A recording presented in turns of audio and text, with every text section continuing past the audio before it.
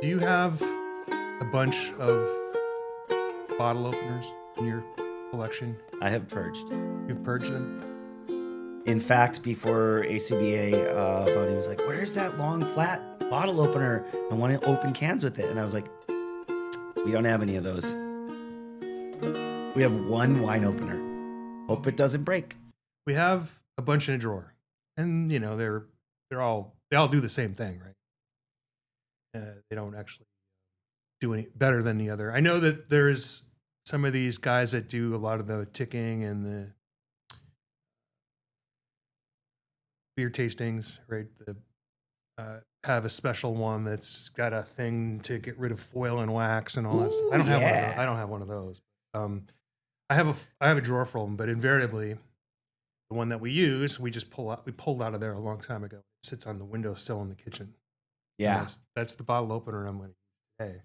I have bottles. I don't even know how to open a bottle anymore, I don't think. Just kidding. At Arizona Craft Beer Awards, a lot of our breweries send bottles. So, yeah. So, I've been doing this thing. It's part of the Swedish death cleaning. Yes. The Courteous Art of Swedish Death Cleaning. There's a book. I haven't read it, but I think the concept was out there. Is to periodically go through your things, and so that in the event that you have to get rid of them, i.e. die or other circumstances, you're not placing a burden on the people around you or whatever, and you're not assuming that because you have something that and your friend doesn't, that they're going to want it. You know, right, like you just right. sort of have to go through this process of making those decisions and having those conversations. So I'm going through that, and part of that is stuff in our house. We've been here for over a decade now, and you know, I went and cleaned out this closet behind you. And there's still like glue on the floor from the glue, the flooring glue that we cleaned everywhere after they put the new flooring in, but we never did in the closet because it got loaded right away. And so literally that I haven't seen the floor in that closet in a long time. So, yeah. So part of that is, you know, beer memorabilia.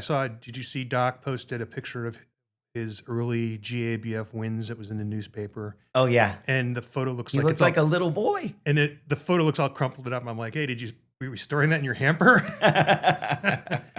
So I'm kind of going through some of that. I a couple newspaper articles. If I saw someone's picture or name, I took a picture and sent it to him. Did I send you some stuff? I think I did. Maybe not. Not with your name on it. I sent you some process. Part of that is beer, and I started to do this thing. Part of that is beer of clearing out beers that you have been saving emotionally.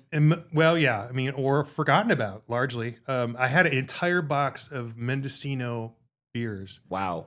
That were sent to me, and so it saw air and light for the first time, and I'm like, a decade.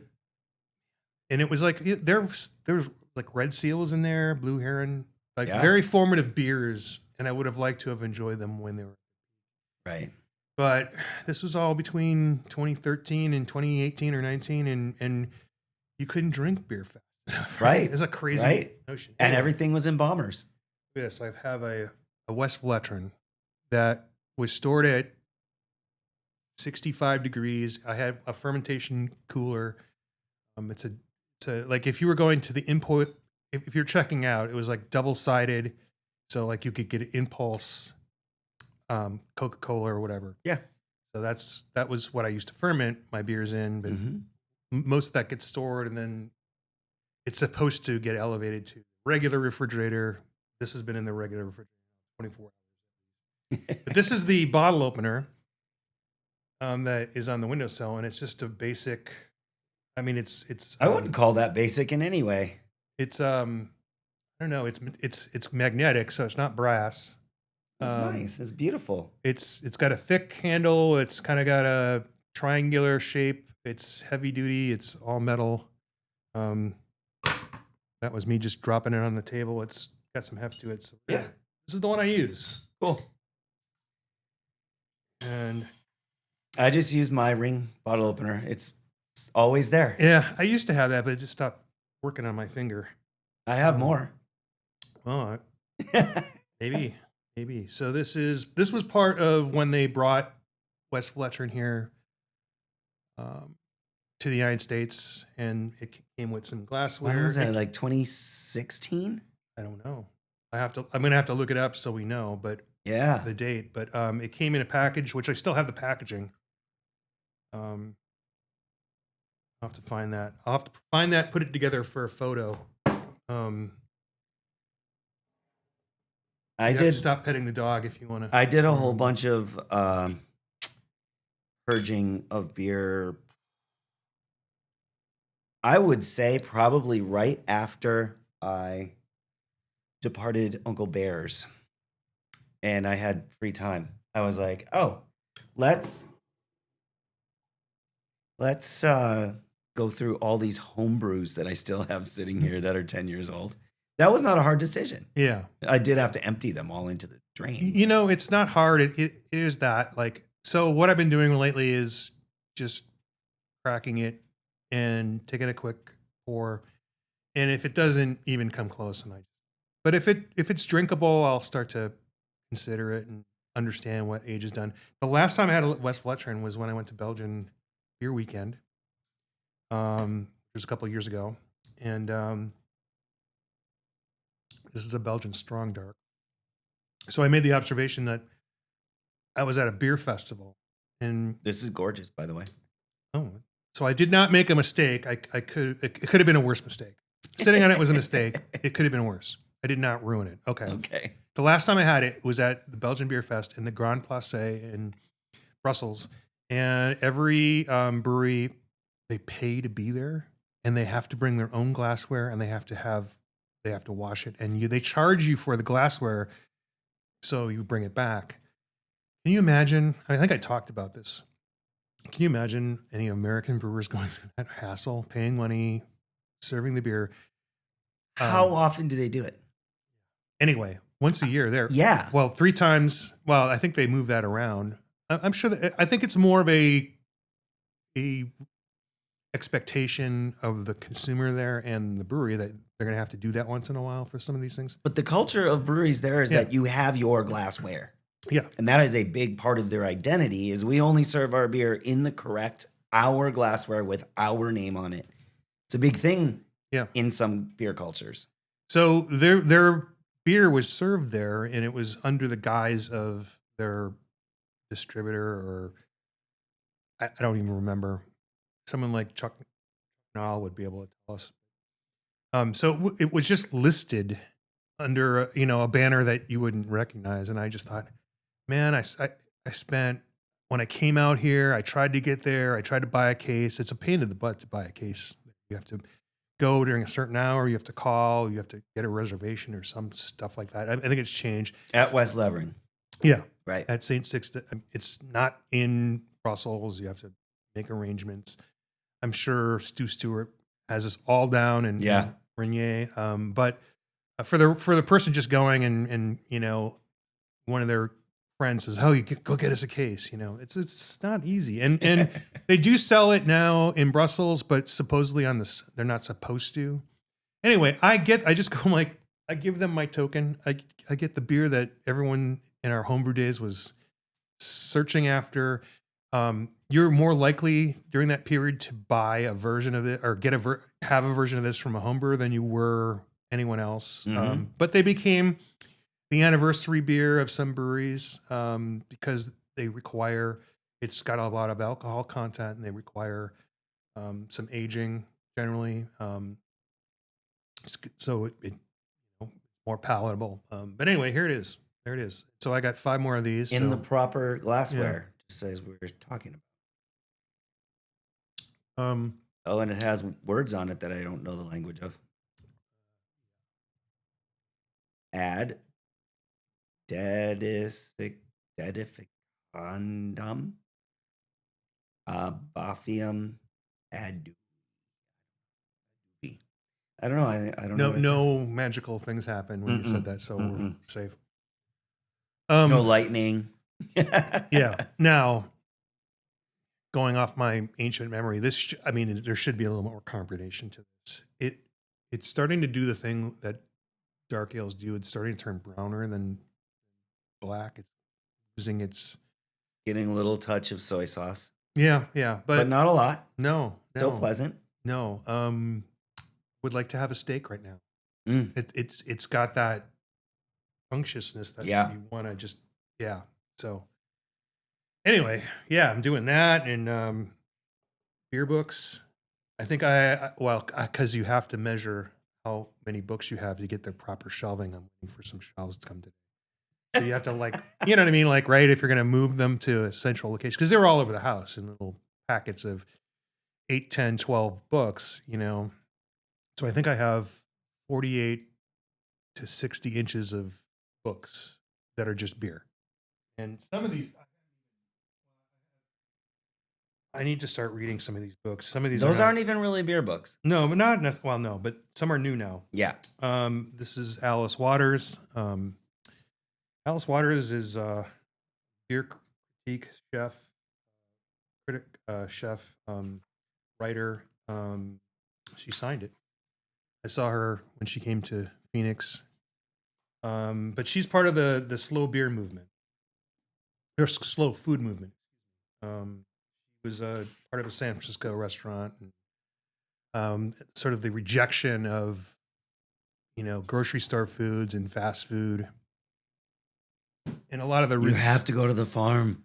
A lot of the roots of craft beer are right involved in that, and they started and went hand in hand for 10 years. Yeah, and that's something Garrett Oliver, beer, the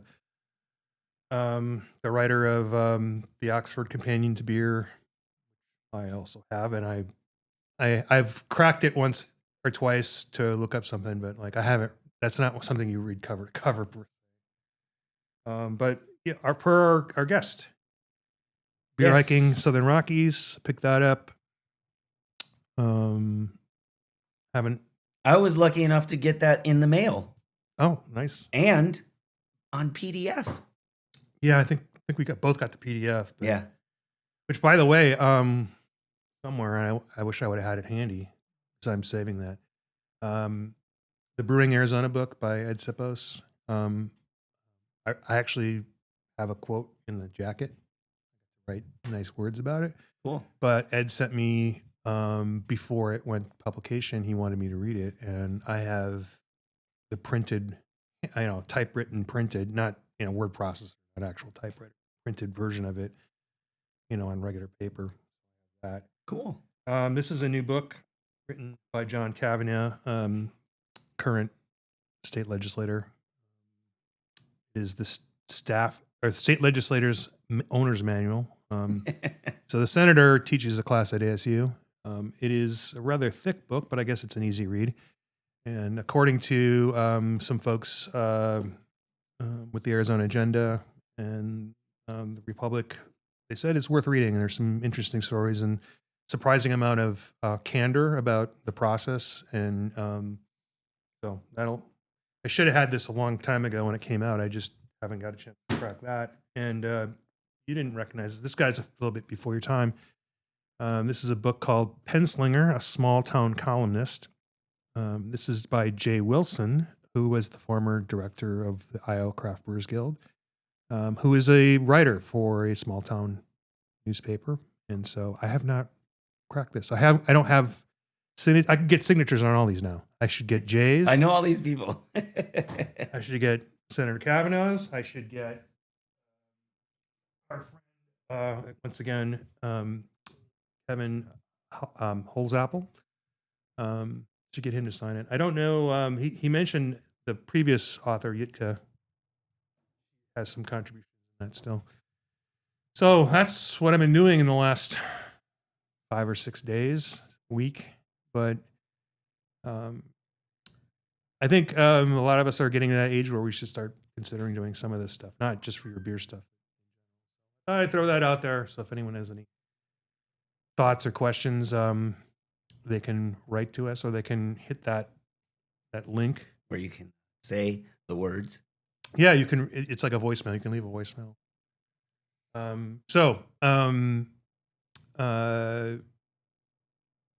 The understanding now that I have in going through this is going to take about a year to go through all of our stuff.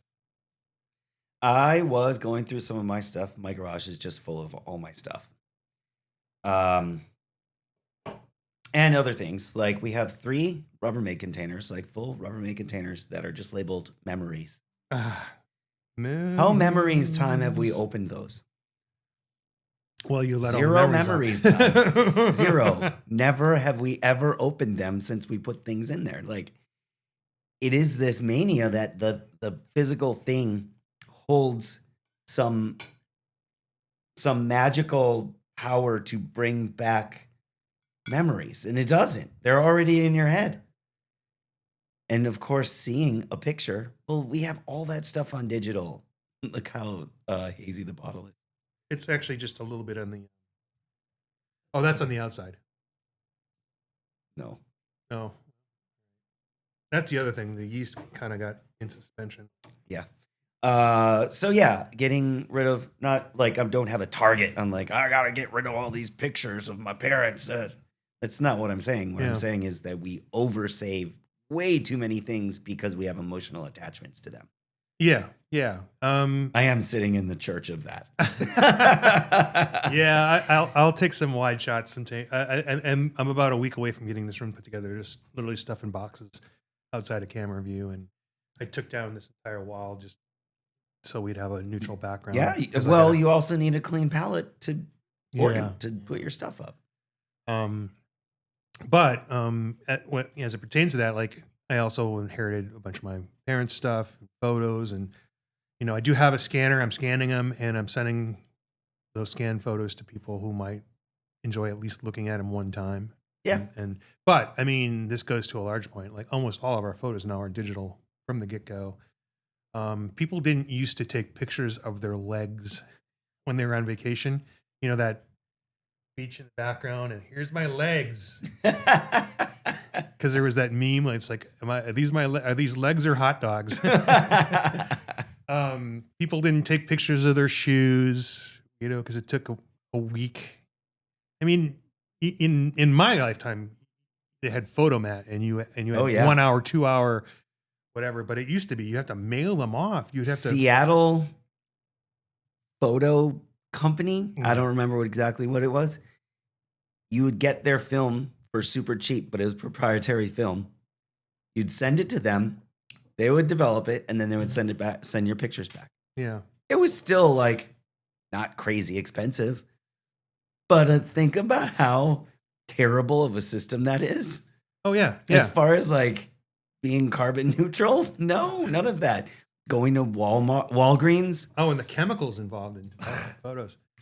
Going to Walgreens, and they always had the photo center where they were busy as heck all the time. Or the little kiosk where now you have a little coffee shop in a parking lot. There used to be a little thing like that. That was for photo developing.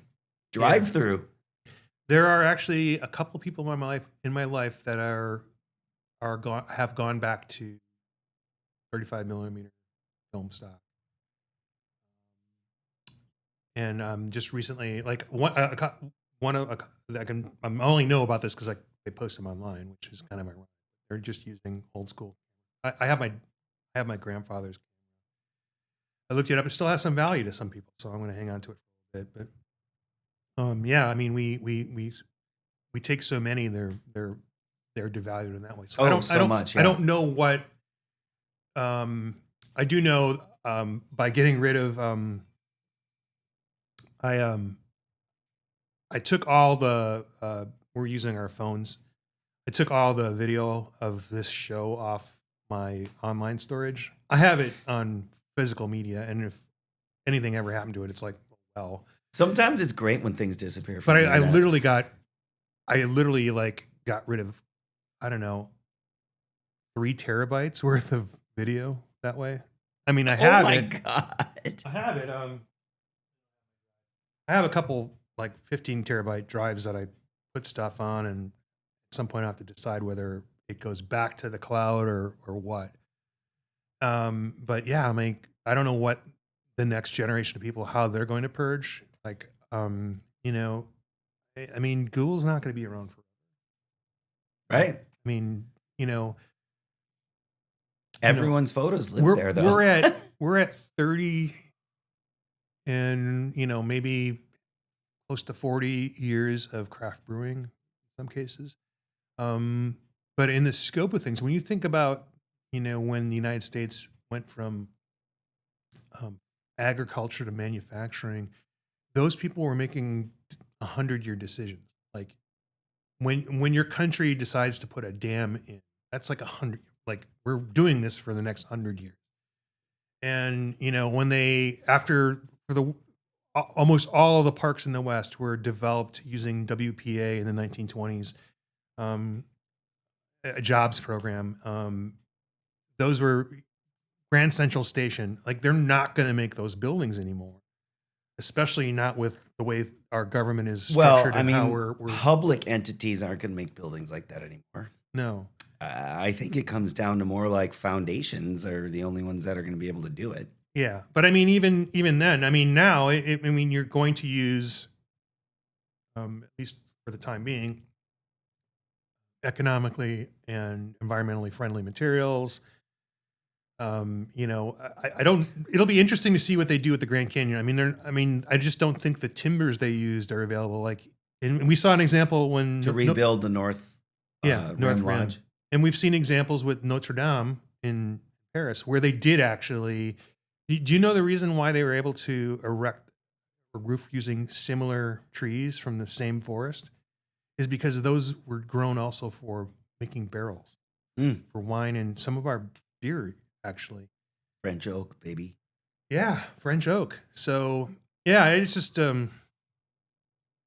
it's the things I think about when I'm cleaning.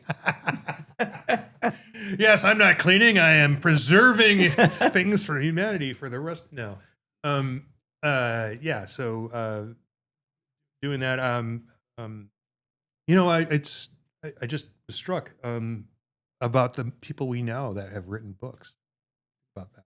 Like, we obviously know some beer journalists that have written books, but like John Buford's coming out with his book, or it's out. Yeah, it's out. His photography book. I'm sure there's words in there too that he's written. One of Bonnie's coworkers, has written 2 books of fiction. Yeah, just because that she likes doing it. Right, and we had Jeremy on in that interview. We talked about his books, and I know a Cicerone who used to work with my wife, who's written a book that's sitting out in the living room right now. It probably won't get read for a while, but. There's a lot of people. Jeremy Janis from Prairie Malt photography. He's got his photo book of Colorado out. Yeah, it's pretty cool. We used to have more coffee table space, but we don't. I don't think we just have a small coffee table now. Coffee table books. Those oversized books have really nowhere to live. Yeah. Now you're making me sad. No, I'm fine. Yeah, I mean, we know somebody in the homebrewing world who is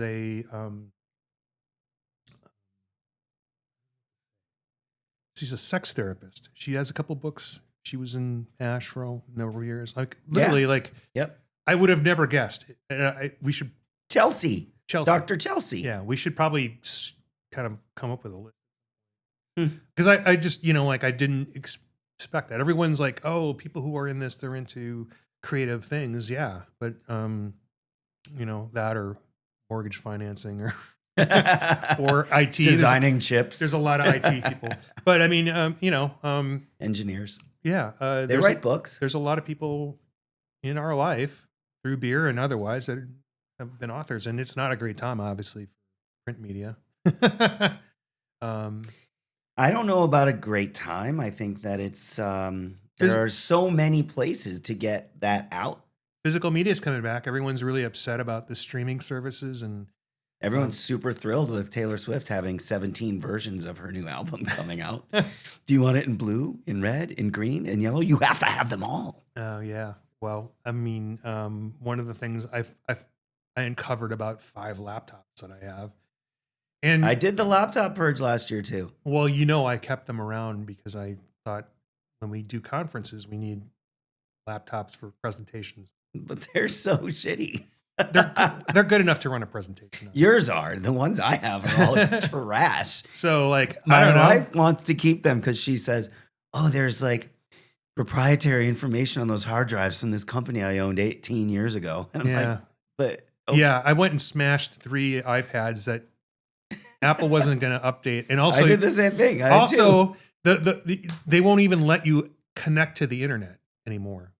There's no physical medium on it. It's all encrypted, they say, but like, oh, I just got to make this completely unusable. It sucks, but I will admit to having done some not so great things. But I did pull out my MacBook, the original MacBook. Yeah. From 2008. It has a CD burner inside it. Yeah. Because that was the future. Got a couple of DVD burners that are portable. Well, it turns out my mom does not like dealing with streaming services. Yeah. But she had a list of about 80 songs that she wanted to listen to in the car. Yeah. So I put 2 and 2 together. And a little bit of not necessarily legal ripping of music off YouTube. Oh, yeah. Maybe, theoretically. Obviously for well, never mind. It took me 2 days. That CD burner was dead, so I had to get another one. But it was $15. The physical medium's coming back. Everyone's talking about their Blu-rays having better quality than anything that they're streaming. And again, they're not into paying for these services anymore. I have a ton of CDs. We have albums, records, LPs, vinyl. I still have a couple of my turntables. Like you could spend as little as 15, or you could spend thousands of dollars to process from your, because the line out of phonographs are pretty low, and all kinds of things you can get it. So you can literally put it on Bluetooth or put it on your network. There are Plex servers for all your digitized stuff that you do. That's why I was like, maybe I should just do a Plex server on a laptop. The processing power for that kind of stuff, it doesn't. Very low, yeah. You could do it on a Raspberry Pi as long as you have the physical medium attached somehow. But I just noticed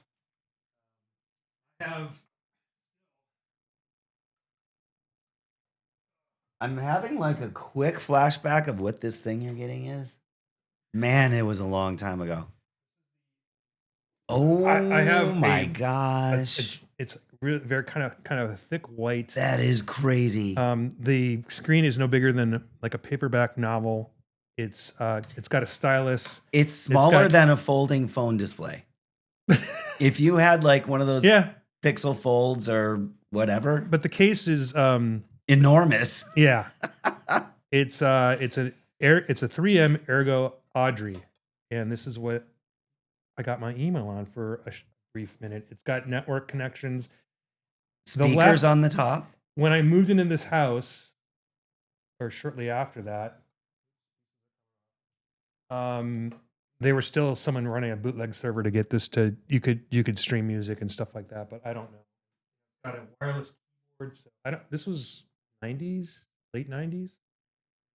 Wireless keyboard. The Audrey. Yeah. Woo. Yeah, fun. And I always thought about doing something where what? Who is it from? 3M. 3M. No, yep. Huh. No, 3Com. Okay. I was like, huh. 3Com. They used to have a stadium named after them. They did.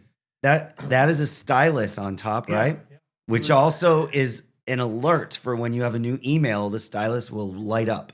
Yeah, because there's a light at the bottom, an LED, and it's a clear stylus. Yeah, yeah. It's awesome. This is amazing. I used to have, I think it was called Whatcom. I don't remember what it was, but it used to have a pizza button. Because these were all like San Francisco companies. So someone bought the rights. It wasn't Domino's, and it didn't work everywhere else in the country. But like in San Francisco, you hit the pizza button, it would order you a pizza. Remember when Amazon had the little buttons?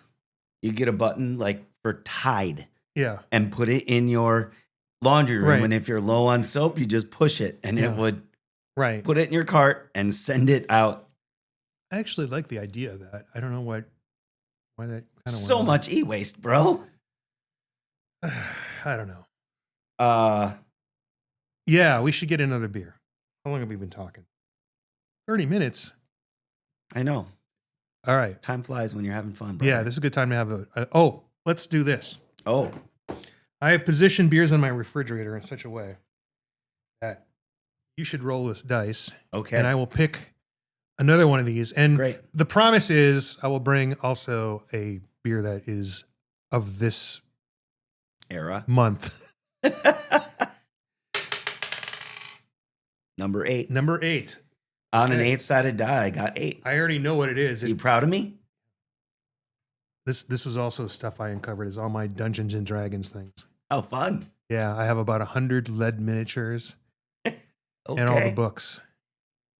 You know the miniatures that you use? Oh, I know. Okay. Oh, my God.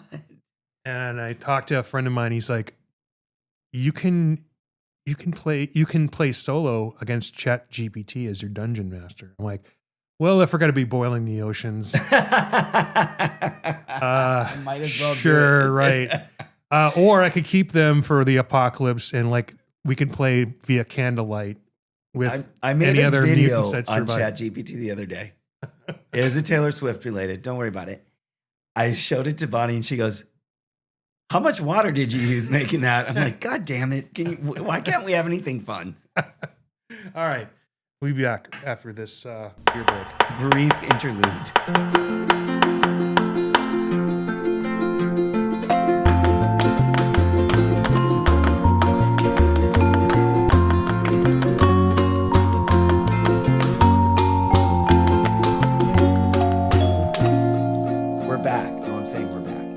Hey guys, we're back. I will talk about the Arizona Craft Beer Awards judging for a moment. So Sure. we had breweries from across the state that brought their beers to a panel of judges to evaluate them and give awards, the Arizona Craft Beer Awards. All of my week last week was consumed by that. I had a couple days where I was like 5 a.m. till 11:30 p.m. I did that yesterday too for the awards. To get the presentation ready. Presentations, get all the beers in the correct categories, get the judges' tables set. You have to make sure that the beers from one brewery is not at a table that has a brewer from that brewery at it. And if possible, avoid any judges affiliated with breweries in that style. Right. Just avoid the style. Now, in some cases, there are too many beers that you cannot, and that you have to put them in there. But you have to make sure they are not judging their own. And that all is very complicated, but it was great. And then Friday, I moved all the beers over to 100 Mile. And then Saturday morning, we went and we had our judging. When we moved the beers over, set up a couple shelves, put a little shelf markers on them so that, like, okay, these beers are in section 1A, these are in 1B, these are in 1C. So we knew where to go and get them when it was time to judge, because over 200 beers, you can't just like walk up and look. Yeah. Timely fashion. And I don't think people have an appreciation for when you are a state of a certain size, how it's very difficult to set up the structure ahead of time because you don't know what brewers are going to enter. If everyone was required to enter their entire catalog of beers available at any one given time, and if you could get that list, you could then segment them very nicely, neatly by style. But since you don't know if breweries are even going to participate or enter those beers, there's no way to, in advance, structure that, especially if you're dealing with input from not a lot of other voices. So the Texas Craft Brewers Guild, is their name? I think they're an association. No, I don't know. They Craft Brewers Guild. For their competition, they have a committee of members who develop the categories. In our case, we use Great American Beer Festival styles, and the breweries indicate which style their beer should fit into, and then they indicate which category for Arizona Craft Beer Awards they want that to be in. So I have a category called Hazy IPA, but there might be 5 or 6 different GABF categories that can fall into there. Comprende? I do. I know you do, but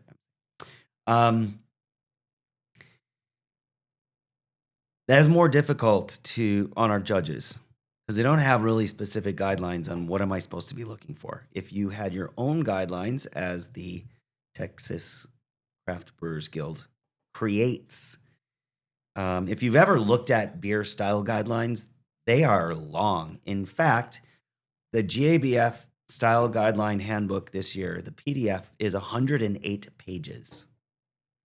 I did not print them. Yeah. I told everyone to bring their device to look at it. I sent them the PDF and sent them the link. You have decided that using up water for AI is your vice, but not cutting down trees. I needed those 800 pages of paper worth of water to make my 8-second video. Come on. I do what I can when I can. Before you drink that, because it didn't give a lot of pop to it. This is Old Rasputin. It's a beer that you can get, but I did like aging them because... From North Coast. Yes, I did like aging them. This, for a while, was on draft a lot. It was on draft on nitro, and I hated what it did to the beer. I'm going to probably hate what this did because this is super flat, and this is probably very oxidized because it's not a beer that you necessarily need to age, but it is 9%. It is dark roast, so generally speaking, you can get away with a lot more mistreatment or age or intentionally cellaring with a dark roast and high ABV.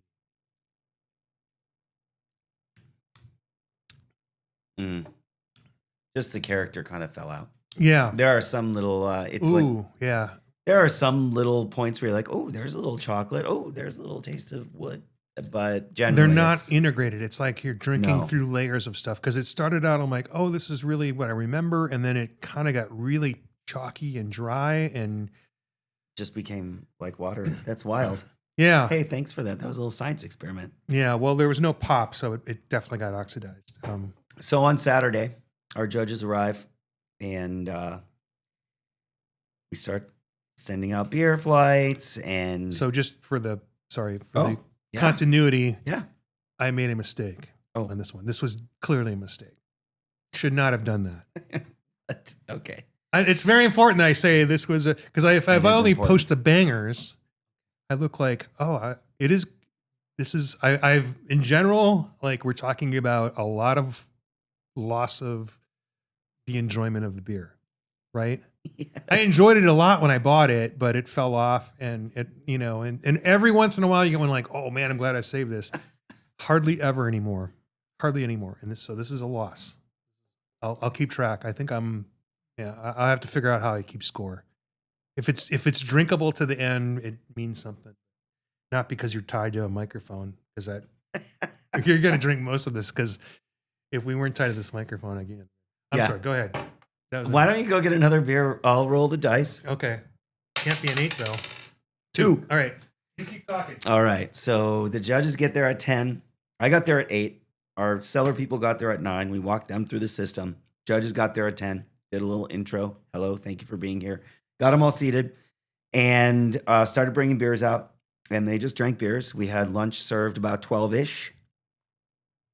Continued drinking beers. And our friendly hosts at 100 Mile Brewing Company had another event that started at 5. They were supposed to have the room starting at 4. We got done at 3:45.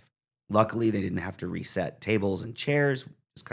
We didn't use tablecloths, so they could wipe the table, put the tablecloth on. It was a pretty easy transition. But they were super kind, hospitable, and our judges eventually. So when you get to the best of show, you're taking all the beers of the 21 categories we had. The gold medal for each of those goes on the table, and a group of 8 judges. So I split it into 2 flights, 10 and 11 beers, 4 judges each. They each picked their top 3. Then those 2 groups of judges came together. So now we have 8 judges and 6 beers, and they have to decide which are the best beers on the table. This is not a category thing. This is just a beers I want to drink. And it took so long for them to decide which ones they wanted. This always is a thing. It always is, because you have 8 really good beer judges. You have 6 beers of widely varying styles, and they have to choose which 3 get the Best of Show award. And I came up and I said, okay, folks, you have 10 minutes. And if you don't decide by then, I'm picking. Yeah. They did. We had to get out of there. Yeah. I just remember something from past years where someone like completely stonewalled and vetoed because they did not want a beer of a certain style to win Best of Show. They had a personal rule against that. And I'm like, next year I should probably say, does anyone have a particular beer that they would style that they would never elevate to Best of Show? And I'd be like, you're out. Go home. No, I mean, because I think it's not, you might be able to get away with that in a larger competition with a wide variety of beers, but we're talking about, like a smaller, it's important for every one of these beers to be considered. Yeah. It should be in general, but I'm saying. But also, if there's 8 judges and one dude says, I will never vote for this style as Best of Show, but all other 7 people wanted it, that's a pretty dick move. I'm trying to coax out as much CO2 as possible. Oh, yeah. This is a Dogfish Head Noble Rot. Yeah. Ale brewed with grape must. And this is ale brewed with grape must and ale grape must added. So it's in the boil and afterwards. And it did not have a good pop. You're getting a lot of sort of fish eye carbonation there, which is generally not regarded as great. But there was a little retention for a minute. Mine's already sort of not there. It smells caramelly. Ooh. Oh, definitely get the oxidation. Yeah. But again, it's not like, it doesn't really detract, I don't think. Well, I mean, I think it's just a flavor that's in there. it tastes like sherry. Oh, I don't get It that. tastes like cooking sherry to me. Oh, I don't get that. Would you like some cooking sherry Very much. to try against? Oh, is it chilled? No. Well, then I don't want Actually, it. it's not even sherry. I use the Chinese Shangxi as a substitute. It seems to last longer. Mm-hmm. I don't buy the stuff off the grocery shelf that's been sitting there forever. I just go to the Chinese. I just go to Lily's. Yeah. No, it's better. It's I don't know, for some reason it works better. I use it for salad dressing the other day. Well, we ended up finishing, and then everyone came back to the back of house, getting out of that room so they could get ready for their next event.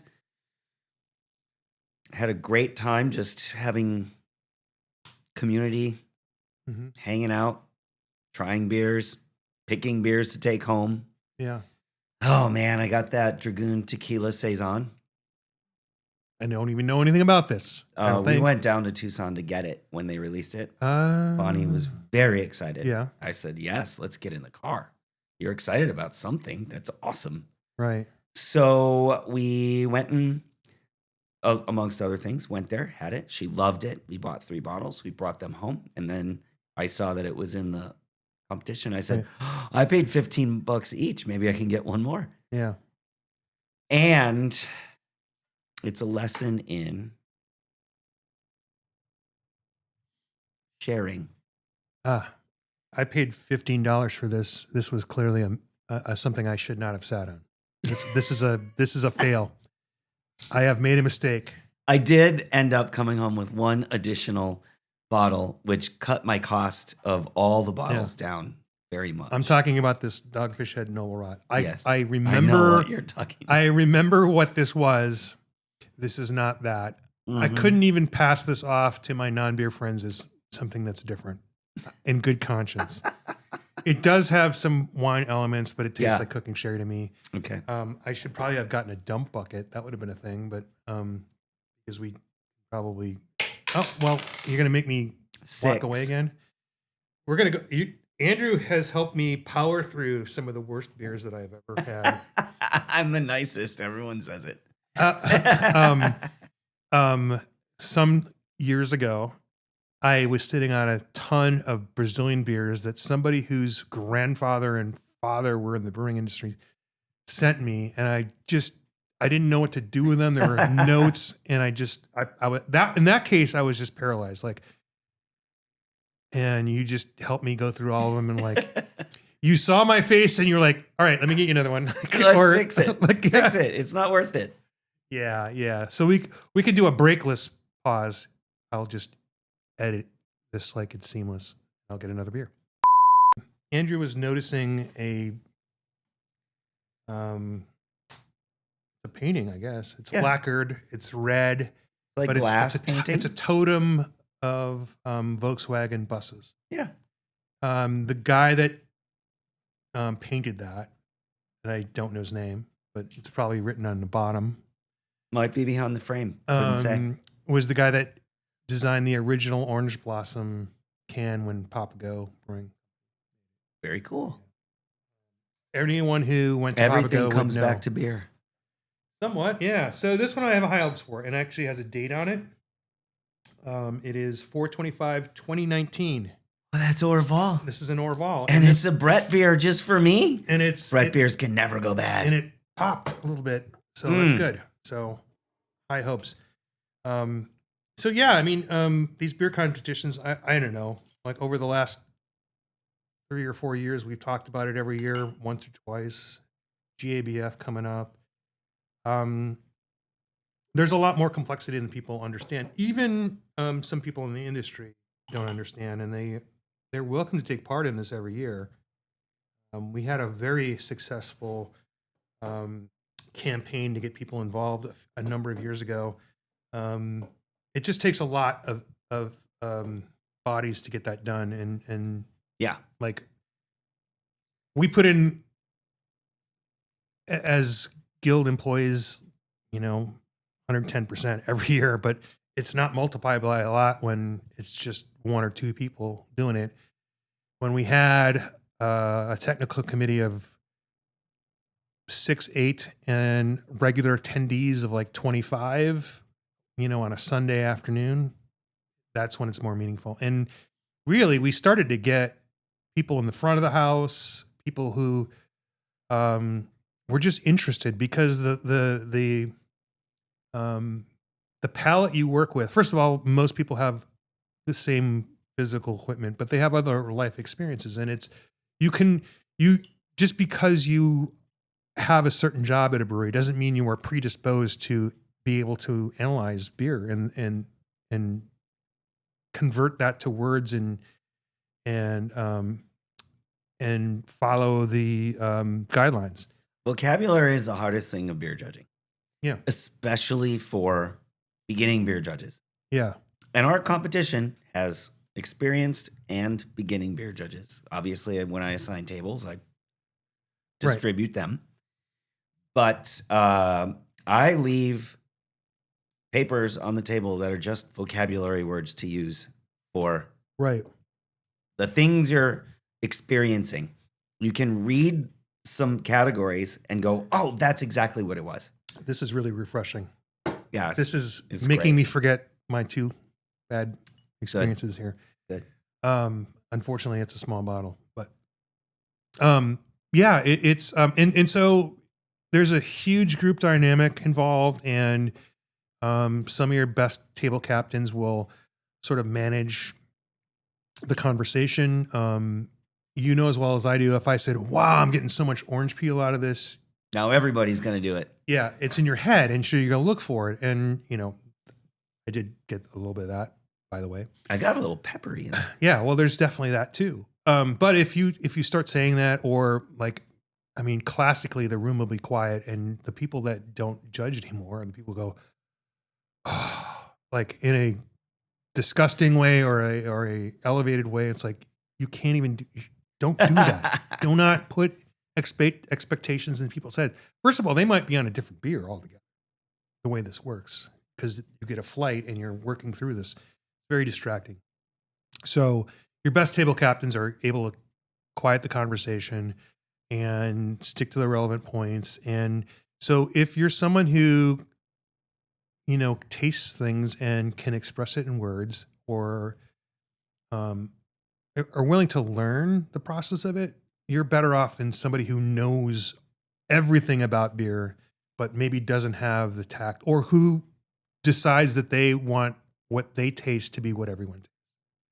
So there's a lot of ego checking that has to happen. And so your best beer judges could be anybody in your company, or, chances. And women have, again, because of all the societal machinations. Yes, that's a great word. They're generally less assertive, bit more suggestive in terms of expressing, which can sort of balance out the dynamic at the table. And again, when you look at a brewery, the accountant might have the best palate and the best way of expressing that, and with training could be your top taster. Or QA analysis person. Right. Yeah. If you are only having your brewery employees, or your brewers, or however you want to tier it, if they're the only ones doing any sensory at your brewery, your chances are you're limiting yourself in a huge way. First of all, as you know, working in a brewery, Andrew, like the things you start to drink as a consumer are swayed by the work that you do. You get very narrow in field when it's time to relax, right? This is why, like you go to some function where everyone who works in the brew house is blown off steam. They're drinking the most insipid Busch Light, beers imaginable, because I do all this other stuff at work. Right. I just want a freshing new fun beer. So if you're at an office and you're crunching spreadsheets all day, you're going to watch the dumbest YouTube video if you're still consuming things by the screen, right? You're not going to dive into something super heady, right? It's the same thing. So, and generally speaking, brewery employees are percentage-wise less numerous than your sales and your administrative and all this other. And if you have a front of the house, geez, have a ton. You're gonna what? You're gonna roll again? No, we're even through the one thing that I learned and implemented was we had 20 taps, so we had a 20-sided die. And when you get done with your brewery shift, this is it when you worked at a brewery. Yeah, you roll the die, and that's your first sample. You don't have to drink a pint, but take 5 ounces of it and drink it and see what you think, and do some QA and do some evaluation on it in a style that you don't get to pick. Right. Because I know I'm always going to go for the IPA. It's me. Yeah. But if you're forced out of that to do something else first, and even as just being interesting, it can get you to absolutely try things you never would go for otherwise, and really expand what you see as beer. Yeah. Yeah. I've seen that implemented in retail too. I know when I go to a place and I feel comfortable, I say, I don't want anything above this percentage. Just pour me what you think is interesting today. Yeah. Or what is your shift beer when I'm talking to front of the house? What's your shift beer? Shift, not shit. Shift. Mm-hmm. And 9 times out of 10, I was like, yeah, all right, pour it. Pour it.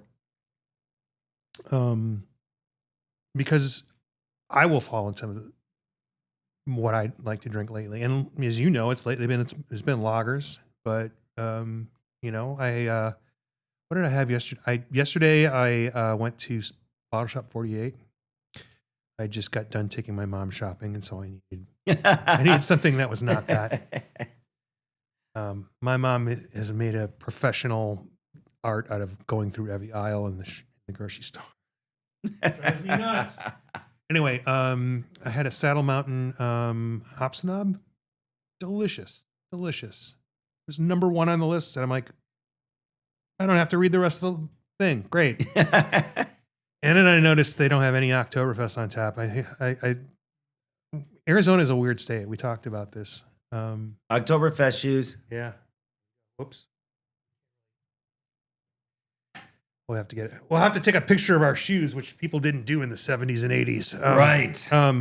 Well, that's because they had to have the film developed, and it just didn't. It didn't hit the same way. Yeah. So I was supposed to be in Madrid today, but the circumstances of Brenda's project, the whole reason for us to go, changed. So we had to cancel that trip. Mm-hmm. But this had been the third or fourth time I would have gone there, so I had another layer of places I wanted to go, and one of the places I wanted to go was Casa de Abuelo, and they just have this shrimp and garlic and olive oil and some modest spices, and they heat it up in a clay pot so it sits on your table, bubbling the whole time. I guess it's like the fajita idea where that play, right? So and then and you eat the shrimp, and then you eat all the olive oil with bread. So I made that the other day, and the restaurant experience is better. Probably. Okay. But it was a nice little, and then they also have an hors d'oeuvre called gildas, which are olives, anchovies, and pepperoncinis, and on a toothpick. So it's very salty. Generally speaking, the preserved anchovies are rinsed, but the anchovies I bought literally fell apart.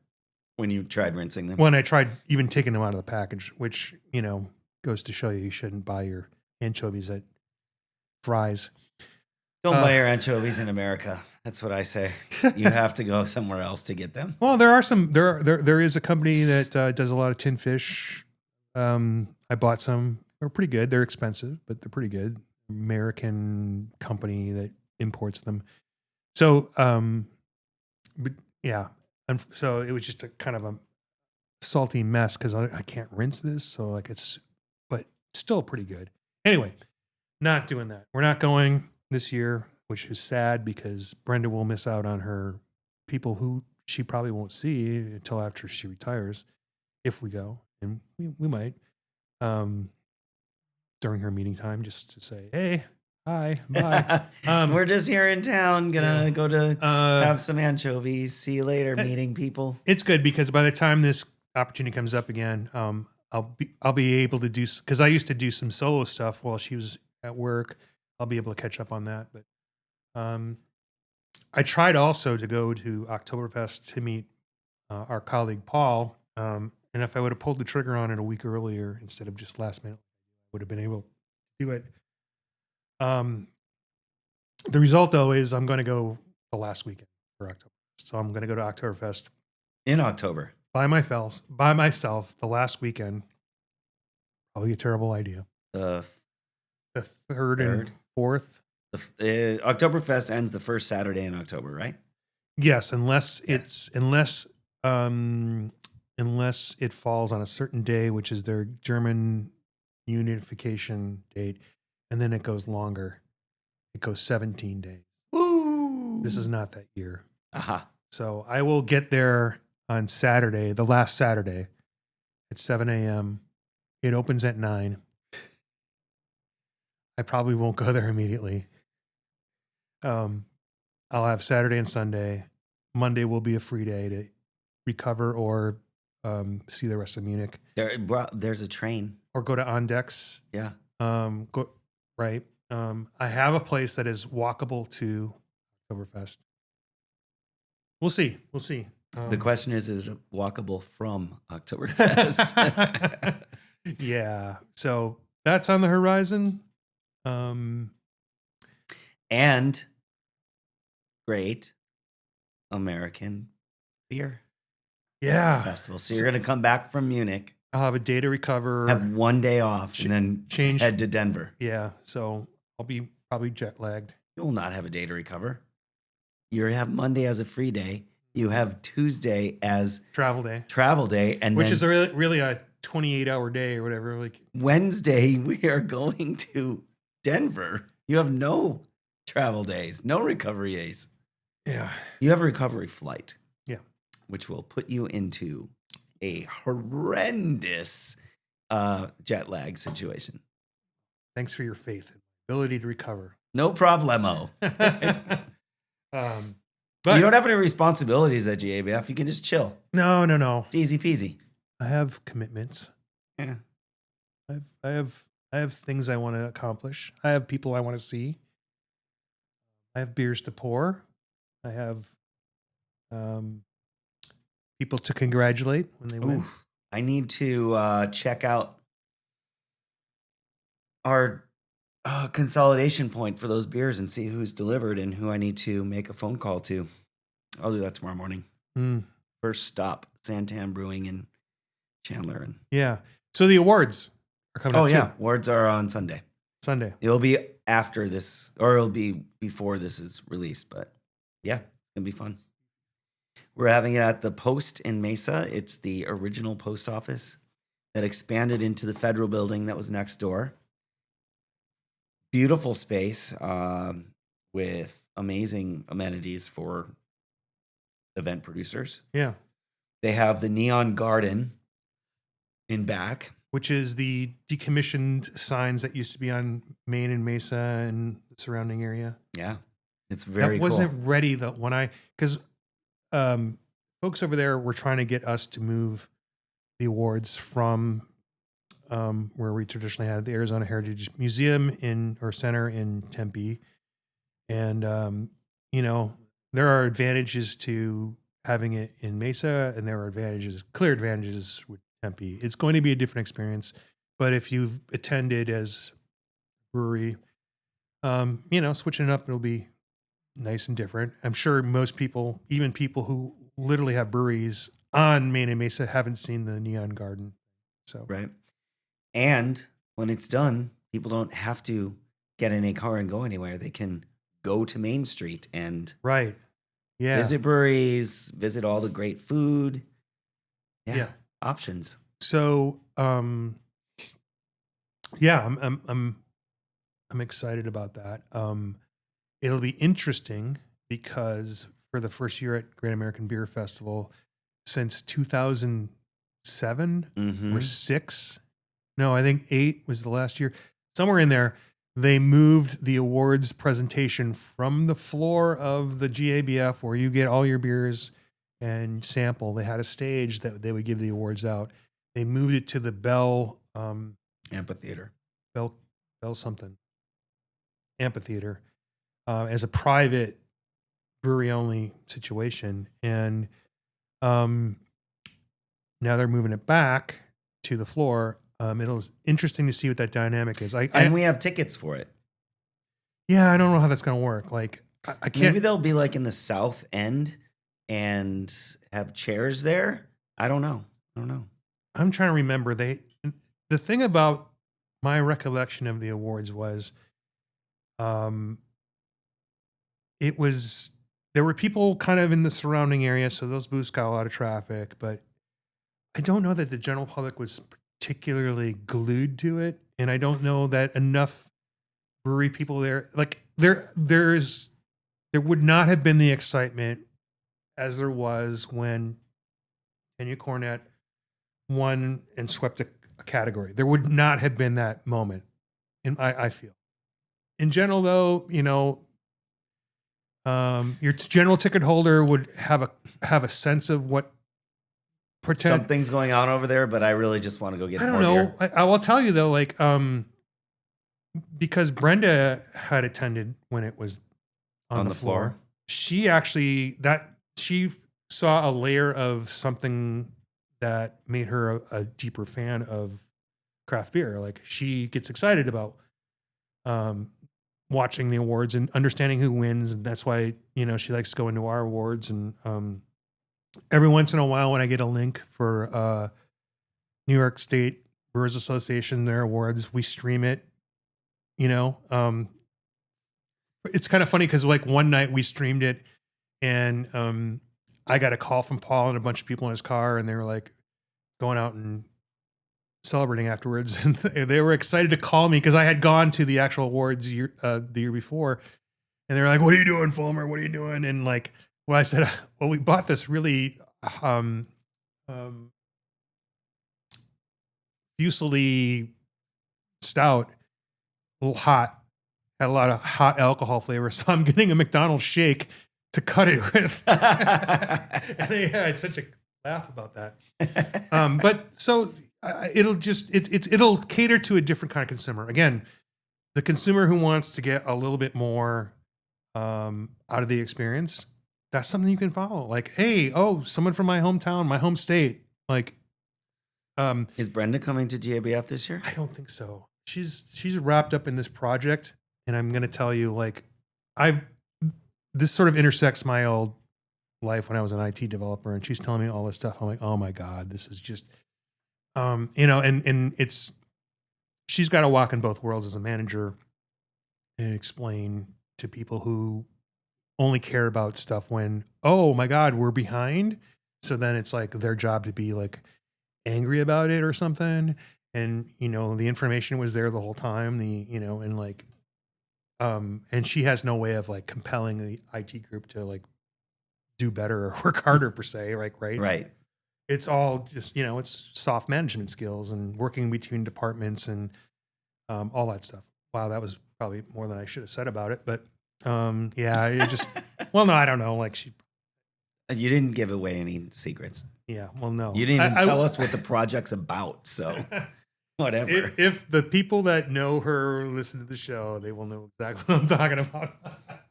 That won't happen. So only Tom. Yeah, no. He doesn't have it. Okay, then great. No one. So yeah, it's not a pleasant time for just trying to just get through stuff.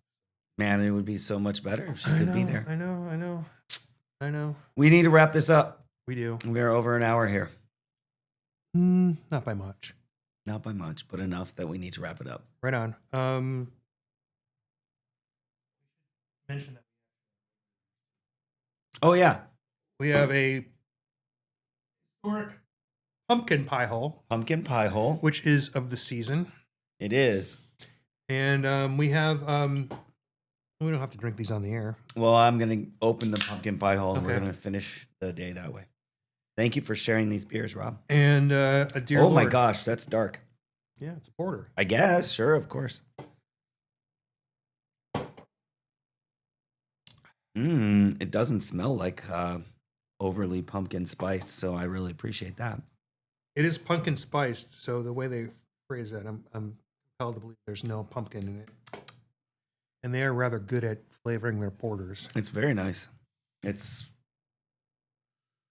present but subtle. Yeah, I would say that you could put this in the eggnog category too. Like it has all the same spices. So if your ick is about actual pumpkin, yeah, which you're insane because it doesn't really. It's not very flavorful. Anyway, this is your one. If you like the pie hole, this is probably your. I have my pumpkin problems. Yeah, you do. But it's about the spice, and this is very nice. And but the thing is, I think it's actually pumpkin pie. It's the texture. Right. Texture. It's not the spice. Well, then you don't like what other kinds of pies like that. Cheesecake is in that. I like cheesecake. I don't like pumpkin pie. I don't like pumpkin cheesecake. I would love to have a piece of cheesecake with this though. Just straight up cheesecake. Sure. Desert Monk's Ale Wife Pumpkin Marzen. It is a Marzen. Yeah. That's delicious. Yeah, I haven't had it this year. I've had it in past years. I haven't gotten out a lot lately. Yeah. I need to do that. Okay, we were going to say goodbye. Okay, bye. Hey. Hazel, come here. Maybe people can see her? Here? No. She. I mean, you could grab a camera and I know. tilt it. No, she's in that camera. So okay. She I think senses the infrared autofocus on cameras and just turns away as soon as you even casually point it at her. She does not like it.